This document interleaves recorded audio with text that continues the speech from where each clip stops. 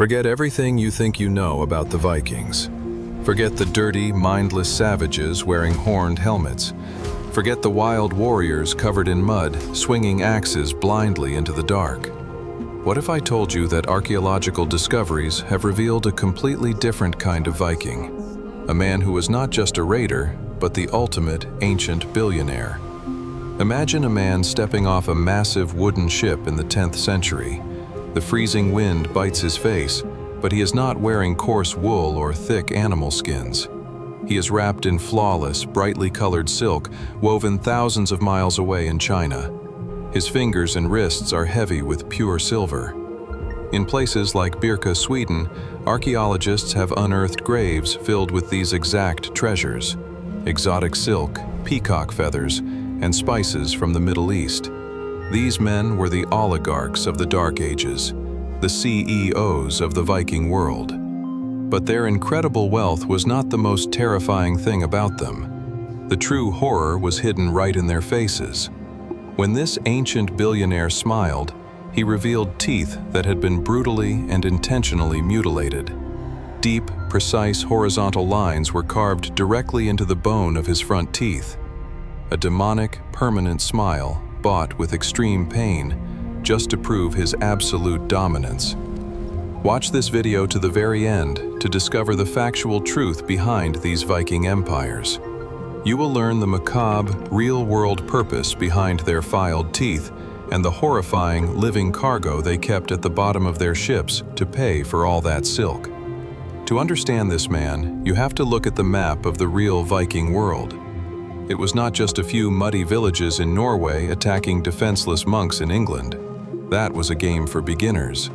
The real money, the billionaire money, was found by sailing east.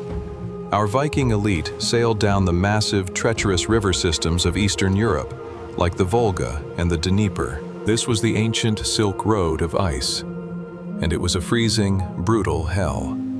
Historical accounts and physical evidence show these men spent months rowing heavy wooden ships against deadly currents.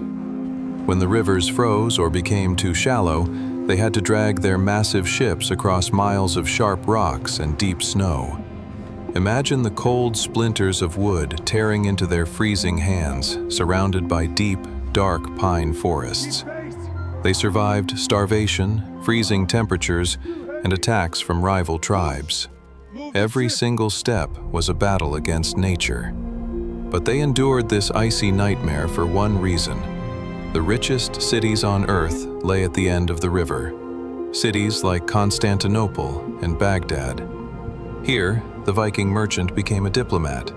A man born in the blizzards of the north stood under the scorching sun of the Middle East.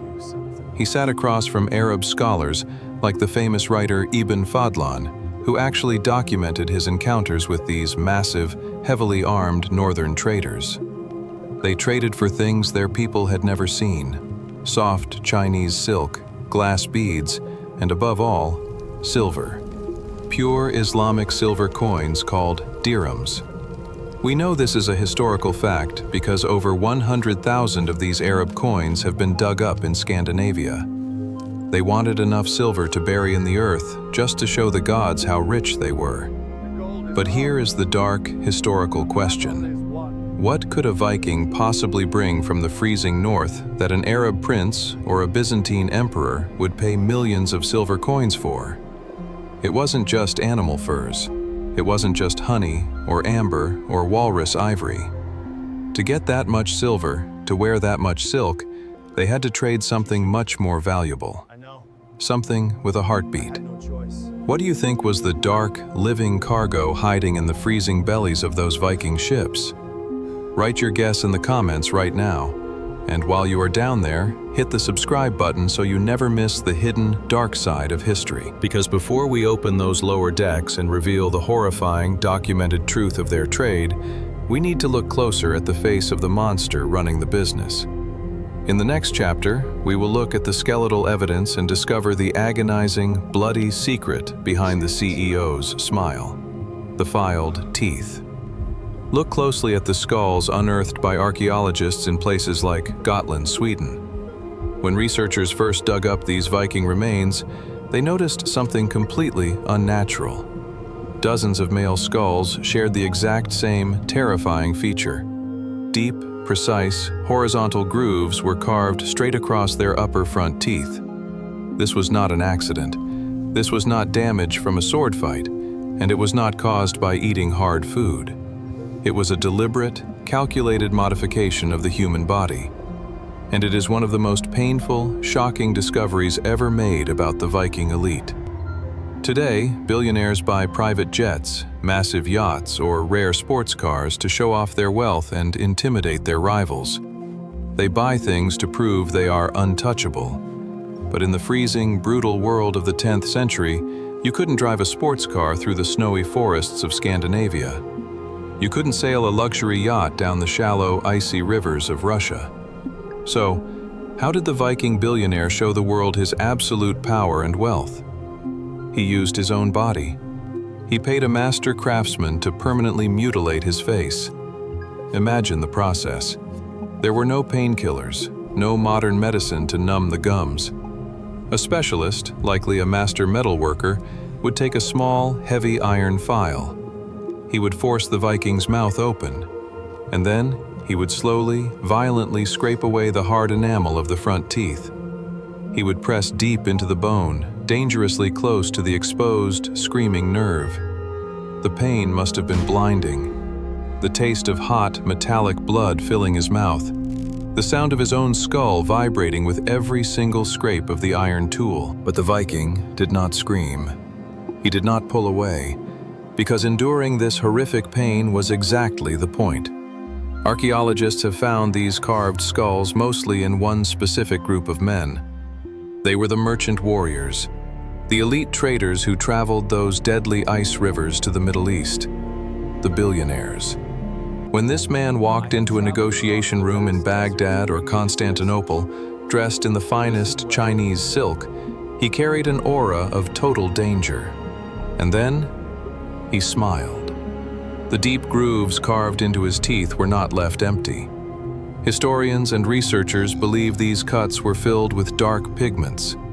They used crushed charcoal to make the lines pitch black, or bright red tree resin to make them look permanently stained with fresh blood.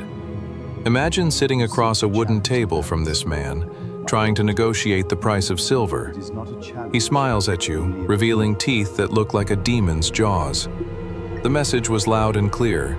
I am rich enough to pay a master to do this, and I am strong enough to survive the agonizing pain. Do not try to cheat me. Do not cross me. It was the ultimate intimidation tactic, a permanent, terrifying business card carved directly into his skeleton. But a terrifying smile and a silk shirt are very expensive to maintain. The men who wore these teeth were the ultimate capitalists of the ancient world. They understood supply and demand better than anyone else alive. They knew that the empires of the East had endless amounts of silver. But the East didn't need Viking axes. They didn't need simple wooden shields or bowls. The caliphates of the Middle East and the emperors of Byzantium were building massive, sprawling cities. And to build massive cities, to run giant palaces, they needed an endless supply of labor. Free labor. This was the dark, historical secret of the Viking billionaire. He was not just an explorer, he was a hunter. The teeth opened the doors to the palaces. The silk proved his wealth. But the source of his money was hidden down in the freezing, dark bottoms of his wooden ships. Would you endure the agony of having your teeth filed down to the nerve just to prove your power? Let me know in the comments. Because the pain those Viking kings endured was absolutely nothing compared to the suffering of the cargo they were selling. In the next chapter, we will finally open the lower decks. We will look at the real currency of the Viking Age, a currency made of flesh, blood, and broken chains. Open the heavy wooden hatch. Look down into the dark, freezing belly of the Viking ship. The smell hits you first.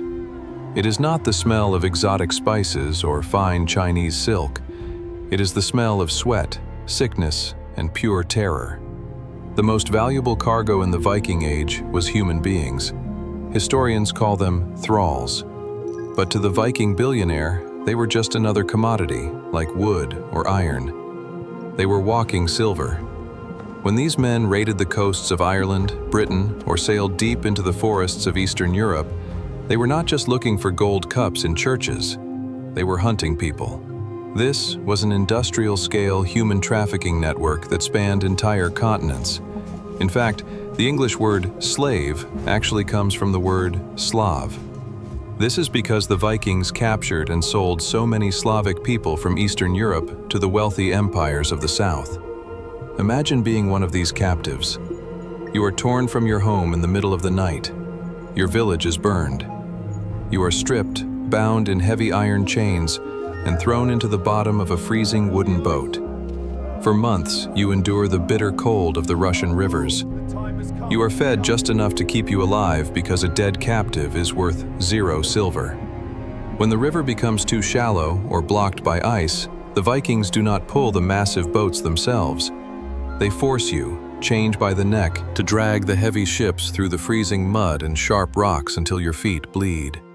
Finally, you arrive in the massive, scorching markets of Constantinople or the Abbasid Caliphate.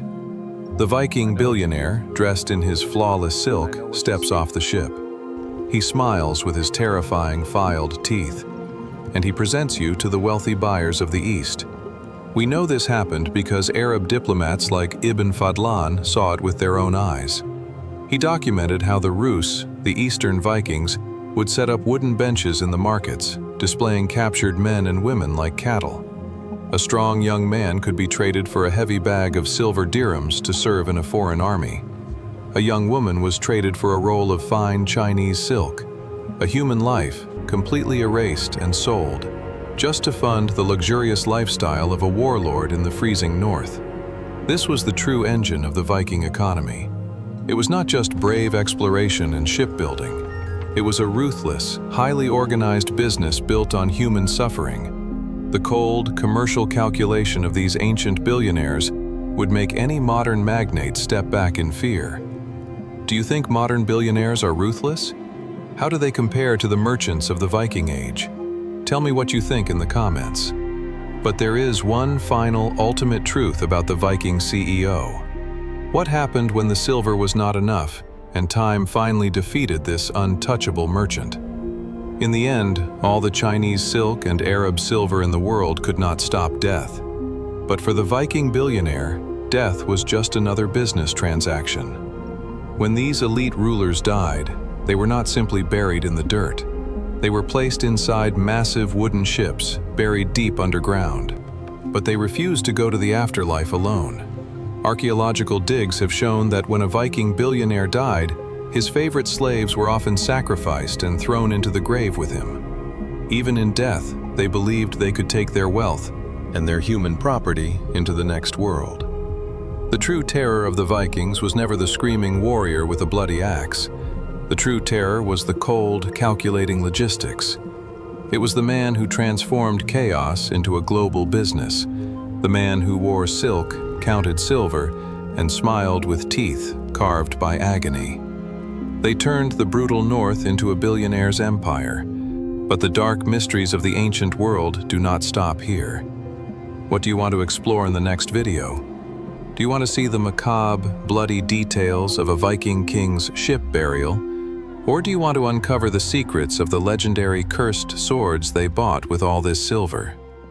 Make your choice in the comments below. And if you survived this journey into the dark past, subscribe to the channel. We have many more secrets to uncover. But what happens when the billionaire finally dies? All the Chinese silk, the Arab silver, and the terrifying filed teeth could not stop death. But for the Viking elite, death was not the end of their power. It was just another opportunity to show off their incredible, horrifying wealth. When a normal man died in the 10th century, he was buried in the cold dirt. But when the Viking CEO took his last breath, his funeral was a massive, terrifying spectacle of fire and blood. We know exactly how this happened. The Arab diplomat Ibn Fadlan, who traded with these men, was invited to watch the funeral of a wealthy Viking chieftain. What he wrote down in his diary is one of the darkest, most disturbing events in recorded history. First, they did not put the billionaire in the ground. They pulled one of his massive wooden ships onto the land. This ship, which had crossed the freezing rivers of Russia, became his coffin. They dressed his dead body in the most expensive garments they had, layers of silk, gold buttons, and hats lined with rare sable fur. They placed him on a luxurious bed inside a tent on the ship. They surrounded him with mountains of food, strong alcoholic drinks, and his finest weapons. But the Viking billionaire could not go to the afterlife alone. He needed his property to travel with him. His men gathered the dead chieftain's animals. They brought 2 horses, ran them until they were covered in sweat, and then brutally chopped them to pieces with swords, throwing the meat onto the ship. They did the same to cows, dogs, and even roosters. A grotesque display of wealth, showing that this man was so rich he could simply throw valuable livestock away. But it gets much darker. The ultimate flex of power, the final, horrifying proof of his billionaire status, involved his human cargo. The dead man's slaves were asked who would die with him. One of the slave girls volunteered. For days, she was treated almost like royalty, drinking and singing, preparing to join her master. But on the day of the funeral, the reality of the horror set in. She was taken onto the ship, into the tent where the dead billionaire lay. There, a terrifying older woman, whom the Vikings called the Angel of Death, was waiting for her. With brutal, cold efficiency, the girl was sacrificed to accompany her master. Her life was taken simply to serve as an eternal servant for a man who traded human flesh for silver. Finally, the dead man's closest relative took a burning torch. He walked backward toward the ship, holding the fire. He set the massive wooden ship ablaze. Within an hour, the ship, the silk, the silver, the animals, the slave girl, and the billionaire himself were turned to ash. The freezing wind caught the flames, burning everything to the ground. They built a massive mound of dirt over the ashes and placed a wooden pillar with the man's name carved into it. This was the life and the death of a billionaire in the Viking Age. They were not mindless barbarians. They were highly organized, cold-blooded capitalists. They built global trade networks that connected the freezing fjords of Scandinavia to the burning deserts of the Middle East. They endured the agony of having their teeth filed to the nerve just to create a terrifying business card. They dressed in foreign silk to project absolute authority, and they built their massive fortunes on the suffering of thousands of chained captives, dragged across the ice to be sold for Arab silver. The true terror of the Vikings was never the screaming warrior with a bloody axe.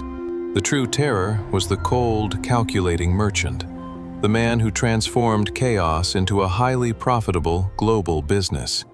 They turned the brutal north into an empire of ice and silver. But the dark mysteries of the ancient world do not stop here. What do you want to explore in our next video? Do you want to dive deeper into the macabre, bloody rituals of the Angel of Death? Or do you want to uncover the secrets of the legendary cursed swords these billionaires bought with all their silver? Make your choice in the comments below.